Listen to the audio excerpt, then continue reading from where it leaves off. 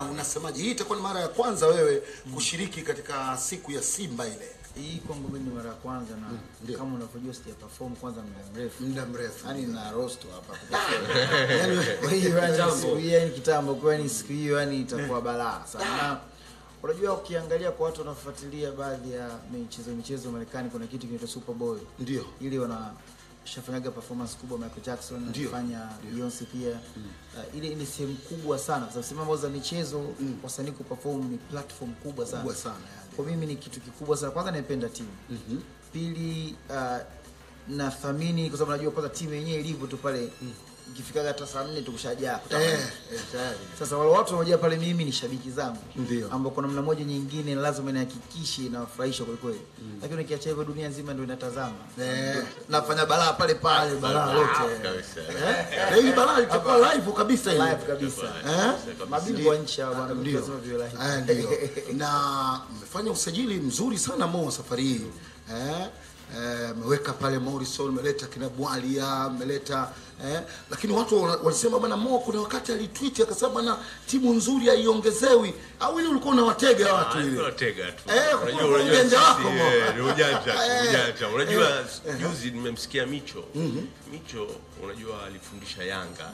Baadaye amefika mbali mpaka Zamalek. Alikuwa analipwa $25 kwa mwezi. Ndio.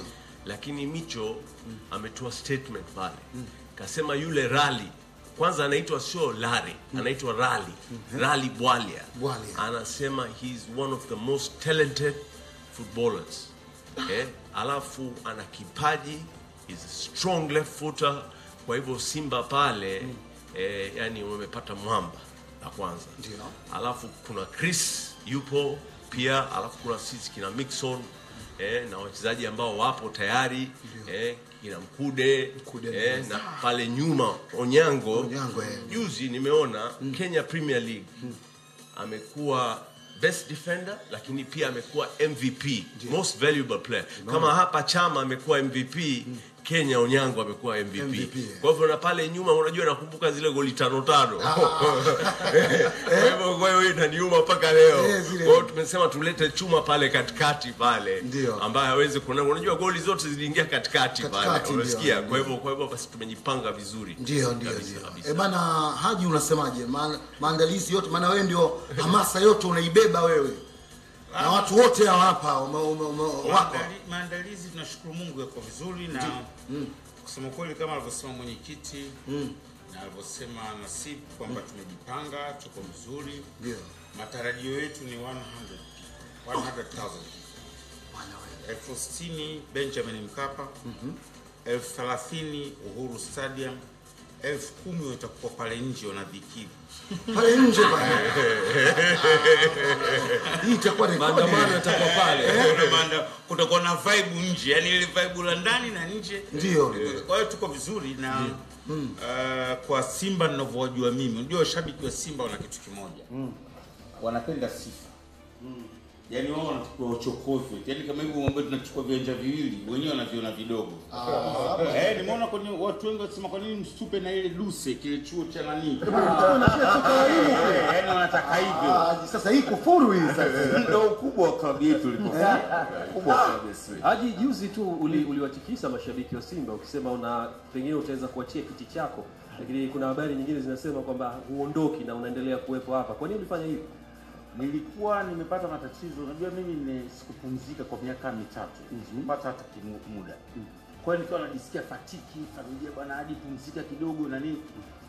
Sasa nikaenda hospitali wameniambia Haji uko vizuri kuliko wakati wote, pengine hata kuliko hata miaka hiyo ya nyuma. Kwa hiyo niwahakikishiwa na Simba nipo sana. Na yamwachia nani? Simba tunamwachia nani? Tupo tutaendelea kufanya kazi na Simba. Na kwa kweli mwenyekiti wetu lazima nikiri. Unajua katika kila taasisi yule kiongozi mkuu ndio sura yenyewe ya taasisi. Bwana Mohamed wakati fulani hata kama afya yako inaweza ikosa ngoja nipumzike. Kwanza hawezi kukuruhusu, lakini la pili ana ushirikiano mkubwa. Bila Mohamed Dewji kwa sasa hivi Simba yetu hii niliyoiona singekuwa hapa. Mnyonge mnyongeni, haki yake mpeni. Ni kweli. Jamaa amejitoa. Ndio. ameinvest na anakwenda kufanya investment kubwa, lakini kubwa Mohamed ana utu. Yaani unajua ile binadamu. Ndio. Unajua kama unaweza kuzaliwa mtu sio binadamu. Mohamed ni mtu lakini binadamu.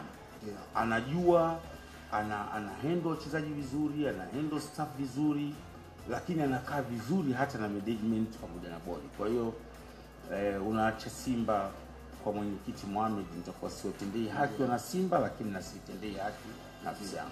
Kwa bado ni ndio. Bana Mo ndio. Lakini pia nataka niongezee, unajua Simba ni taasisi kubwa. Taasisi kubwa sana, ina siasa nyingi, ina maneno mengi. Kuna watu wengi ambao wana interest zao wenyewe wanajua. Na ukiona kwenye hizi miaka mitatu ambayo nimekuwa mwenyekiti, tumeendesha bodi, tumepita kwenye changamoto nyingi. Kwenye makocha La Chantre katupatia ubingwa. Tumeshindwa mechi moja. Tumeenda kutolewa na Al Masry, tumesema bana boss hamna kazi. Wana Simba wamepiga kelele, yameisha. Imetokea issue ya mgongano wa Masud na Uchebe. Masud alikuwa roho ya wana Simba. Lakini mimi unajua lazima you have to take tough decisions. Ndio. Umesikia? Tumesema kwamba bana hapa hatuwezi kuwa na makocha wawili. Tumemwachia Masud. Yamesaulika. Uchebe katupeleka Champions League quarter finals. Lakini tayari nilikuwa na hasira naye, tumefungwa FA Cup round ya kwanza. Tumempa malengo. Sawa, hiyo siku ambayo tumetoa draw na UD Songo mimi nililia machozi. Kwa nini leo sisi tunashindana kwenye ligi za ndani sawa kupata ubingwa, lakini ndoto yetu wewe unajua tulikuwa tunaongea ni Africa Champions League. Na hii kitu inafanyika na itafanyika. Kwa hivyo unajua Haji, unajua ni mtu ambaye kwanza ameleta value kubwa sana kwenye Simba. Lakini la pili amekuwa maarufu sana. Ndio. Sasa unajua kwenye ubinadamu kuna watu ambao unajua mimi sina shida kwamba Haji awe maarufu kuliko mimi hata mara 100.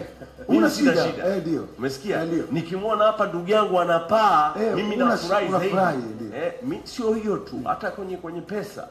Nikimwona mwenzangu, ndio maana napenda ushindani. Mwenzangu hata akinishinda kwenye pesa, mimi namuombea zaidi. Niko tayari kucompete. Kushindana.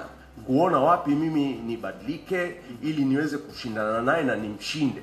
Kwa hivyo unajua hayo mambo mara nyingi yanatokea, fununu zinatokea, rumors zinatokea, lakini Haji tunampenda sana, bodi inampenda, deputy chair of the board anampenda na bodi nzima inampa support, na mimi mwenyewe nampenda sana.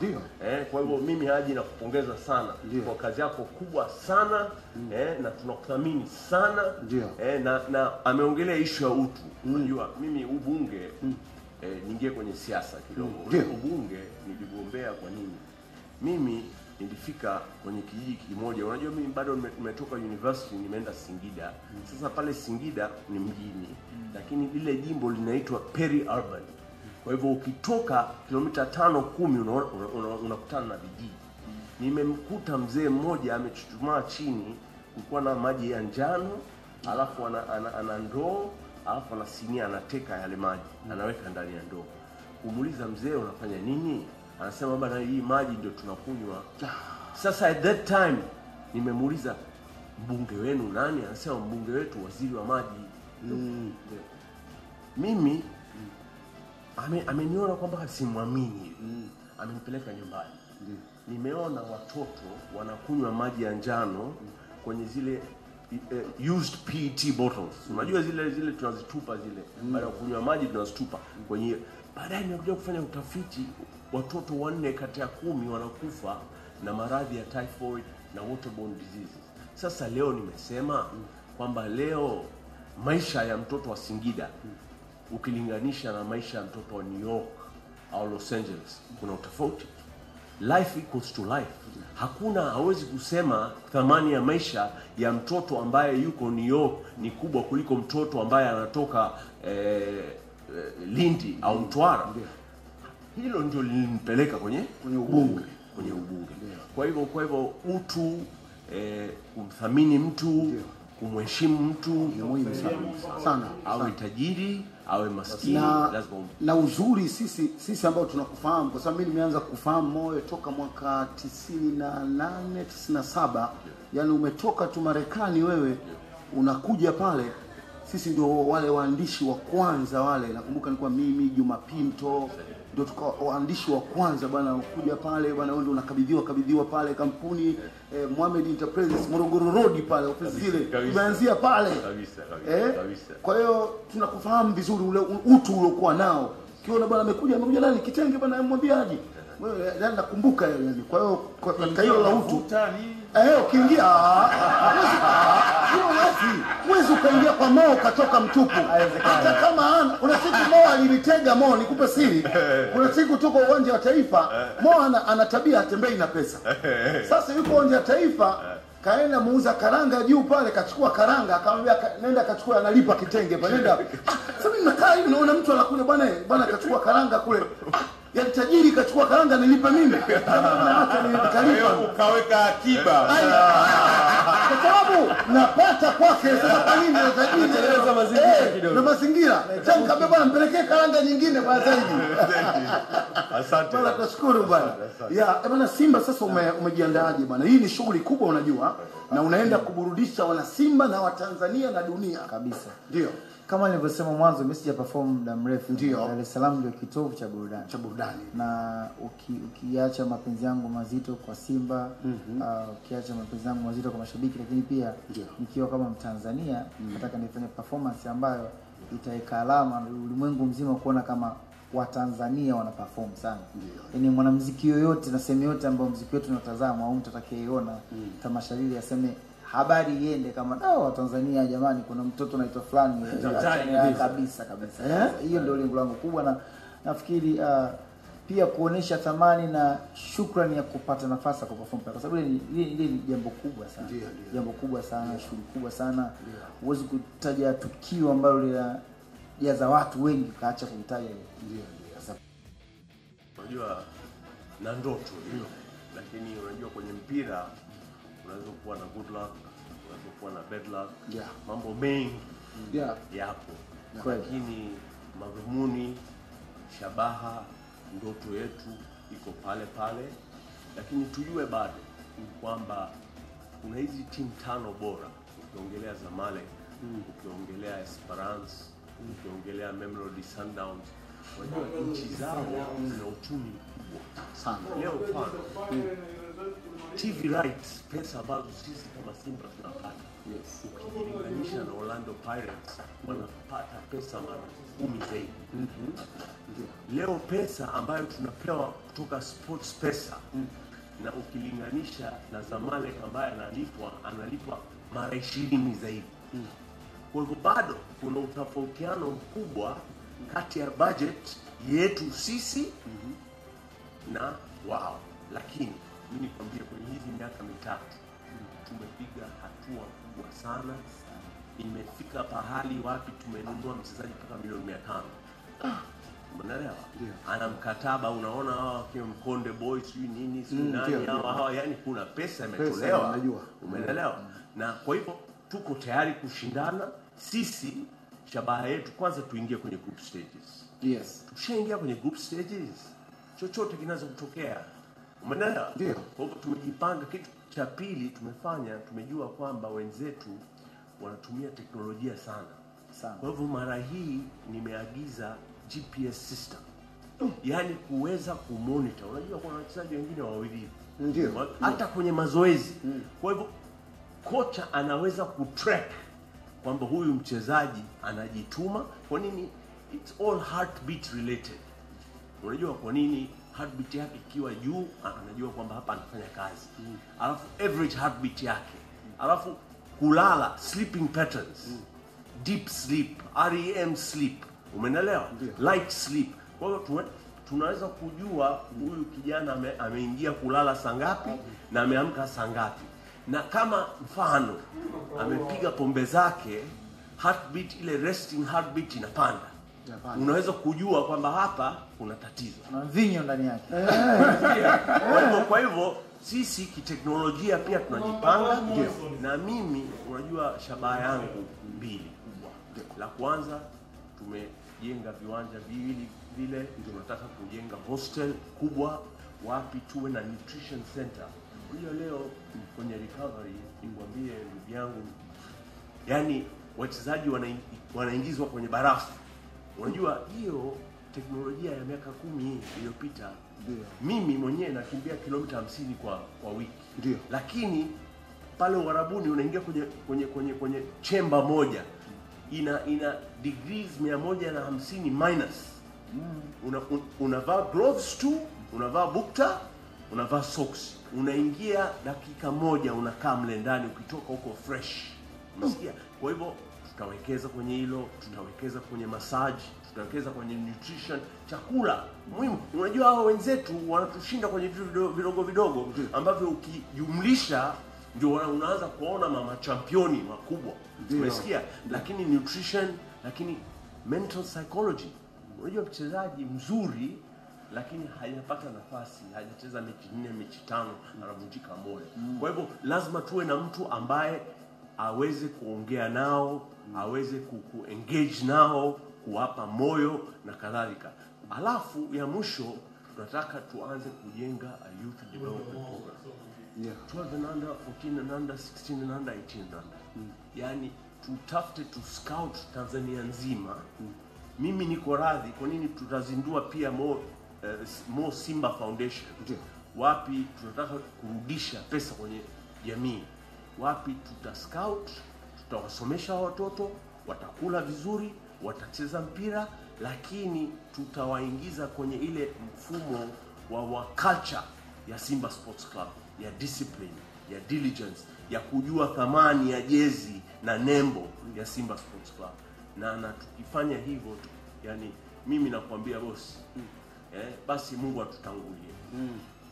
Shabaha yetu maana vyote mlikuwa mmevifanya yani vinatakiwa vya mpira. Na tutafanya zaidi. Na tutafanya zaidi. Tuna mapungufu na kubali, lakini tunaendelea kujaribu kufuatilia na kudili hizo mapungufu.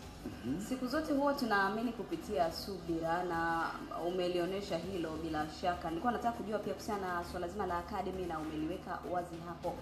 Vipi pia kuhusiana na uwanja, muendelezo wa uwanja wa Bunju umefikia wapi labda?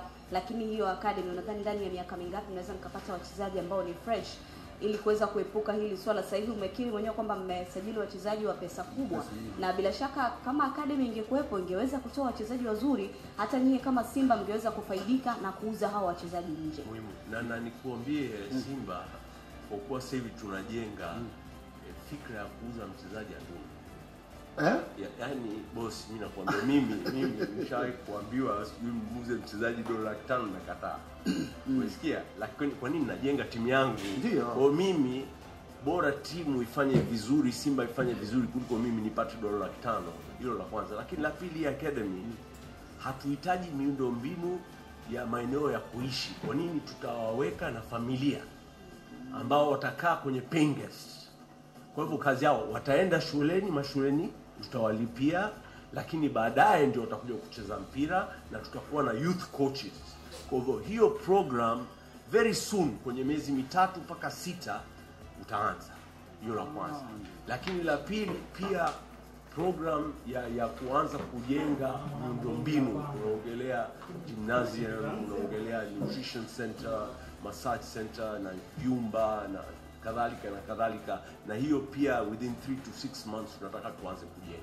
Ndio. Na swala la CEO, maana ameondoka Senzo, hilo nalo mnaliangaliaje? Maana huyo ndio mtu muhimu sana. Mimi nikwambie kitu moja. Unajua CEO wewe, huyu ndugu yangu kwanza nampongeza sana. Kwa nini amekuwa, unajua kuna watu kama Mike Tyson, nakumbuka amepigana one fight alipata $20 million. $20 million. Lakini leo ukienda kumuona jamaa ana pesa. Amechoka. Umesikia? Kwa hivyo huyu ndugu yangu nampongeza sana kwa nini akili yake iko kwenye biashara. Ndio. anawekeza na Mungu akimjalia huyu mtu atakuwa tajiri sana Tanzania. Na tunamwombea sana. Sasa kurudi kwenye swali lako la CEO. Senzo sisi tulimleta sisi. Ndio. Sisi tulisema, unajua kwenye Kiingereza tunasema KPIs, key performing indicators. Key performing indicators maana yake nini? Brother, wewe unakuja hapa, kazi yako mbili. Jaribu kukata cost, lakini zidisha revenue. Simba Day sisi tulikuwa nayo, tunajua revenue zake. Sports Pesa revenue zake tunajua. Mohamed Enterprise sponsorship tunajua Mohamed anatoa shilingi ngapi, lakini zaidi ya hiyo naomba tuletee wapi umeongeza revenue. Kwa hivyo tulikuwa tunaenda kwenye bodi kwenda kumjadili. Ameona hapa bana kuna matatizo ambayo yatatokea. Sasa inasemekana amechukua nyaraka, ameondoka nazo, ameenda kuwapa wenzetu. Sisi hatuna shida. Unajua kwa nini? Mwisho wa yote sisi tunajiamini wenyewe, tuna mpango wetu wa muda mfupi, wa katikati na mrefu. Mbona upande wa pili wanatamba moja ya nyaraka zilizoondoka nazo ni za wachezaji, mikataba ya wachezaji Mikison na Chama. Kwanza Chama ameshaingia Dar es Salaam, niwaambiwa na Simba. Mikison alituomba ruhusa baada ya ligi kuisha kwamba tarehe 22, wakati ule bado TFF hawajasema exactly tarehe ya kuanza kwa ligi, anaoa. Na ndoa unajua ni jambo la mara moja tu kwa wenzetu. Uongozi wa club uliridhia pamoja na Wawa baadaye ile harusi yake maskini kwanza amepostpone kutokana na mambo ya corona na nini. Kwa hiyo Mikison akasema naomba nikaoe. Na kipindi hiki kwa chalikizo, unajua hii ligi imekuja tarehe 29 kuanza kwake, sio ambapo TFF walikusudia nadhani mwanzo. Nadhani watu wengi tulitegemea itaanza labda Septemba. Kwa sisi tulimruhusu kama club. Na hata jana amehusiana na sisi. Mimi mwenyewe nimeongea naye. Niwahakikishie wana Simba.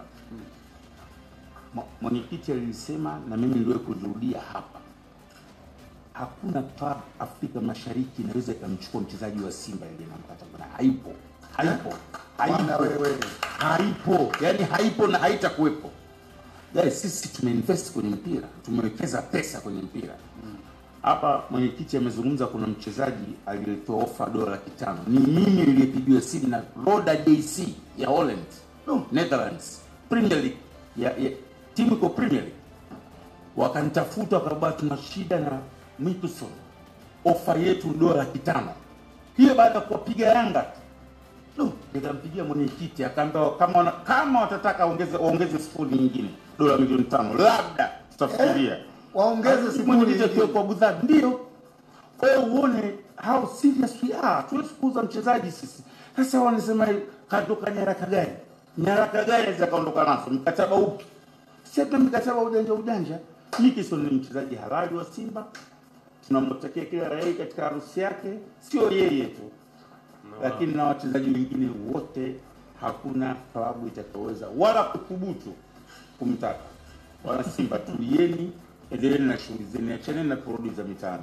Sawa. Labda niulize swali kwa CEO pamoja na mwenyekiti wa bodi ya wakurugenzi na mwekezaji wa klabu ya Simba. Mara kadhaa au imekuwa ni mara nyingi sana toka Simba itoke kwenye mfumo wa zamani na kuingia katika mfumo huu mpya ambao tunapongeza kwa hilo. Mpira umebadilika. Sasa hivi watu wanatengeneza modern football na kila kitu ni uwekezaji. Kwamba Mo atashindwa bilioni 20. The young African millionaire. Hawezi kushinda. Kwa hivyo mimi naomba ninatoe hofu. Unajua bado kuna baadhi ya watu bado wanachokonoa. Unajua kwa Simba ni taasisi kubwa, lakini tunawajua na wao interest yao ni kuleta vurugu. Lakini sisi hatuna time nao. Sisi tunasonga mbele. Sawa. Na hii kuchokonoa, unajua mheshimiwa, inakuja wapi? Inakuja pale kutokana na kuna muda huwa inatokea pale unapofungwa na machungu yanakuwa yamezidi. Kuna zile tweets zako ambazo unakuwa unazitoa. kwamba labda wanahisi kuna siku itatokea tu utafanya maamuzi kwamba hauko ndani ya Simba, sasa mtawaachaje? Siwezi. Leo nikwambia kitu moja. Leo kiwanda nimenunua. Nimewekeza asilimia 49. Nimewekeza bilioni 20. Acha hiyo, nimewekeza hela zaidi za kwangu. Naweza kusema leo niache niondoke. Kwa kifupi ni hivi, yani anatuuliza huyu ni sasa siku moja Diamond yasema anaiacha Wasafi. Kampata huko pale. Sio unamfuata ni yake. Wewe unamwachia nani? Yani anachokueleza Mwanaidi, Mo ameshaweka hela tayari Simba. Yani hiyo pamoja na unazungumzia bilioni 20, hiyo nakwambia kila mwaka anatumia bilioni 3. Si ndio? Nadhani kuna kitu kimoja ambacho kinakosekana.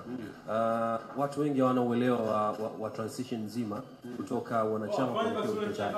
Ndio maana unakuwa na maswali mengi. Pengine kulikuwa kuna utaratibu kutoka ndani ya klabu ya Simba kuwaelewesha wana Simba, lakini pia mashabiki wa soka kwamba tupo hapa na tunaelekea hapa, lakini mfumo mzima ukoje, watu wafahamu. Wakati mwingine unajua kuna fair competition, ndio issues, kuna bado kuna tia.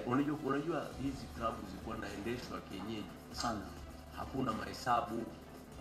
Watu wanaenda kwenye mikutano, wana hawatoi audited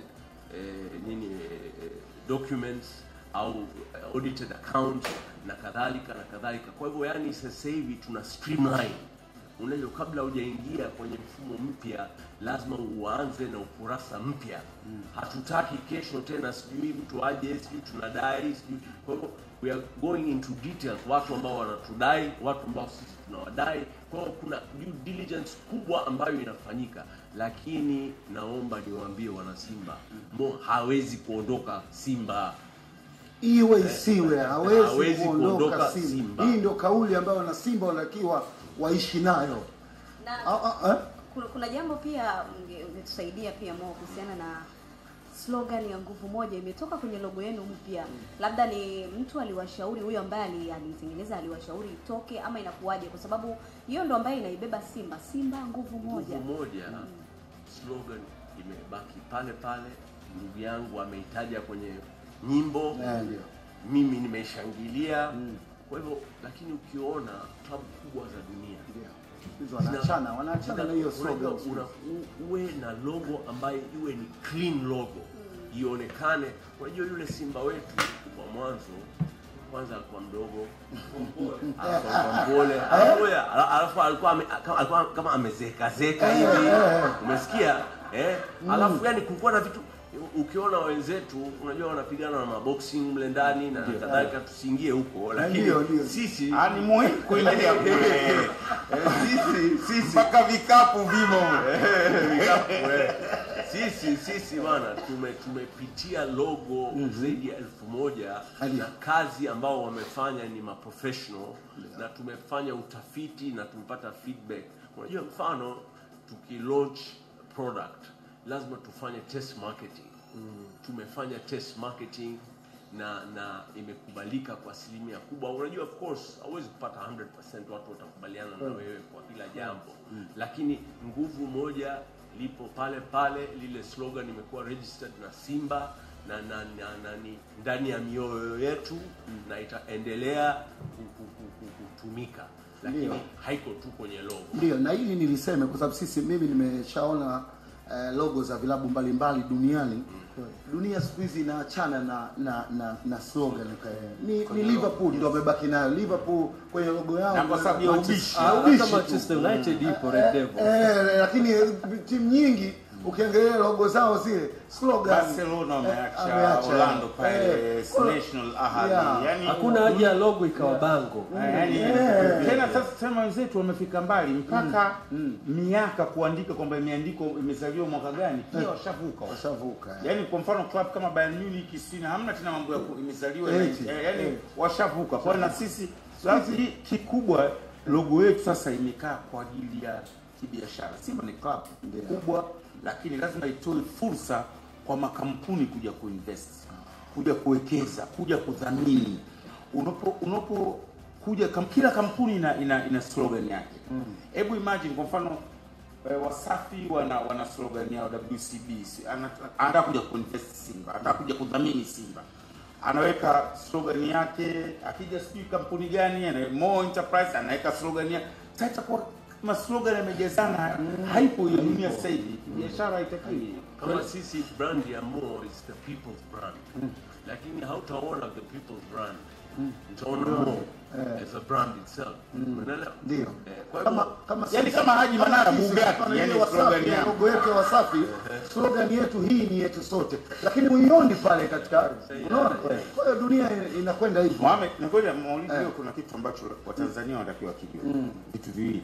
La kwanza, Mohamed Dewji amejiunga au amejiingiza kwenye siasa za mpira kama uongozi toka 1999. Ndio. Kwa sasa hivi ana zaidi ya miaka 20 kwenye soka. Hajawahi kwenda studio yoyote. Hii ndio mara ya kwanza. Historia inajengwa leo. Sana. Yoyote ile hajawahi kwenda. Ni kweli. Diamond Platnumz yuko kwenye muziki kwa zaidi ya miaka 15 kwenye industry. Hajawahi kufanya tamasha kwenye mechi yoyote. Historia inaenda kujengwa Jumamosi. Hajawahi, si ndo hapa na wasingizia wazee. Hii kabla historia tu. Yaani mambo yenu ni historia. Wewe bwana wewe. Hebu Haji Manara tuambie watu taratibu, watu wanaingiaje, watu wanapataje ticket, na hii ndio kwa sababu watu wanataka kuona hii shughuli, kumuona Simba kwa mara ya kwanza na perform ndani ya shughuli ya Simba. Sasa wanaingiaje? Hiyo inaitwa Simba Square. Ticket zitaanza kuuzwa leo. Hivi ninavyozungumza ticket zinaanza kuuzwa. Na bahati nzuri safari hii wakala anisimamia uuzaji wa tiketi ni taasisi ya serikali. Yes. Yaani sio kampuni ya mtu, ni taasisi ya serikali. Ndio. Na wametoa tiketi za kisasa. Yaani ni kama unavyoona smart card vile za kibenki. Huwezi kufanya ujanja wote wala kugushi wala nini. Na kwa sheria nchi hii ukigushi ni uhujumu uchumi. Ndio. Uhujumu uchumi hakuna dhamana. Yaani hiyo natoa onyo kwa Watanzania wenzangu wenye mchezo wa kugushi. Na sio nchi hii tu, rais wenyewe Magufuli. Kwa hiyo nawaomba Watanzania msijaribu kuchezea. Lakini la pili, ticket zetu zinaanza kuuzwa leo kwenye vituo ambavyo tumevitangaza na tunaendelea kuvitangaza kwenye account zetu za Simba. Kiingilio ni 2000 kule Uhuru Stadium. Ndio. Ambapo tuweka big screens na wanaanza kufunga leo. Na ili kuwapa fursa wana Simba watakaokaa kule, timu yetu wakati inakuja, yani inaingia uwanjani, itapitia pale Uhuru Stadium afu inakuja Benjamin Mkapa kwa shilingi 2000. Kule nani uwanjani 7000 mzunguko, 20000 VIP C, 30000 B, 40000 VIP A, lakini na kuna ticket za Platinums. Nilichokiona na ninachokiomba wana Simba Diamond Platinum. Tunafanana. Tunafanana. Ninachoomba wana Simba wanunue ticket mapema. Ndio. Kwa sababu kwa vyovyote vile itakavyokuwa mpaka kesho kabla tujienda kuswali Ijumaa ticket zitakuwa zinaisha. 150 tumesign kwamba nusu za hizi pesa tutarudisha kwenye jamii. Sasa Bill Gates na Warren Buffett ndio walianzisha hivi. Na kati yao kuna wengi mabilionea ambao wana timu. Kama kuna mmoja ambaye ni mtu tajiri kuliko wote pale Norway, mfano ana miliki timu ya Molde ya Norway. Kumbuka isikia ambaye Solskjaer alikuwa anayefundisha. Lakini hivyo na marafiki wengi ambao wanaweza kuwaleta club hata za Europe kuja kucheza. Lakini bahati mbaya sana kutokana na mazingira yaliyopo hii ya corona na lockdown na vitu kama hivyo, yani tumeshindwa kuita club kubwa. Umeelewa? Kwa Diamond miaka karibuni umeingia kwenye mpira, sio? Unauona, unafuatilia hivi kwa karibu zaidi. Swali la kizushi, mpira na muziki hapa. Wapi unaona kuna matashtiti? Yaani wapi kuna mshamsha? Unajua bana, kila mwamba ngombo kutia kwake. Lakini mimi naona kila upande uko sawia na kila upande una nguvu kubwa sana. Lakini napenda unapokuwa unashirikiana kama hivi na Simba wanaonyesha mfano, ndio vitu vinatakiwa viwe hivi bana. Vinafanya kwa sababu watu wanapenda muziki, watu wanapenda mpira, kwa mambo yanazidi Unawachanganya. watu wanazidi kuburudika, watu wanataka burudani na sio pale kwa burudani. Kabla hajaondoka ingekuwa vizuri atufahamishe mwenyewe Simba hapa. Ili dili ilikujaje hili? Of course yeye ni shabiki wa Simba, lakini kwenda kutumbuiza Simba Day ilikuwaje? Atupe picha. Kuwa mshabiki mkubwa wa Simba, lakini mimi kama mwanafamilia wa Simba, kama naipenda kweli na mama mimi kama familia yangu. Ndio. Kwa ina maana walizungumza na uongozi kwa unajua na vile uongozi wao. Bana kwanza hiyo utasemaje bana? Unajua mtoto wa media na maswali mabaya. Ana maswali ya Kutega tega. Hapo bosi wako na bibi yako. Bibi yako ni kama mwenye kiti mo. Bibi uliingia vipi? Wewe unataka nini? Unajua bosi ana jambo dogo. Sasa na utakuwa na timu yako kabisa pale WCB Pale mimi kiukweli kama nilivyoahidi East perform muda mrefu. ndio Na Dar es Salaam ndio kitovu cha burudani. ndio Watu wajione bana. Kuanzia nitakapoingia, nitakapoperform mpaka kuondoka kwa sababu sinaga shughuli ndogo. Sinaga friend match. na mambo yanaanza saa ngapi performance yako wewe umeipanga yaanze saa ngapi? Ratiba tutaitoa kesho, lakini kiufupi Nasibu ataperform 1 hour mfululizo. 1 hour Ni concert kamili, shekhe. Jumamosi ni concert kama vile ilivyokuwa concert ile tulikuwa tunafanya ile tour letu inaitwa nini? Osam Festival. Ni concert kamili. Na kingine niwaambie wana Simba kwamba muda huu unapozungumza wimbo uko ushaachiwa. Kwa hiyo watu sasa nataka nizione clip zao wanaucheza huo wimbo, wanawatambia watu wengine na ili tukifika pale Jumamosi tunaimba wote kwa pamoja. Yaani tukifika pale yani nitakuwa na post clip zote naonesha watu walivyopokea namna gani, maki naanza kupata ripoti baraki ni ishakuwa balaa mtaani. Na watu 10 wa kwanza watakao post Nasibu akiwa post nitawapa jezi. Watu 10 wa kwanza, yes. Uzimpya wa Simba Sports Club. Yes. Na kama tajiri mwenyewe kaucheza wimbo, wewe nani mwana Simba?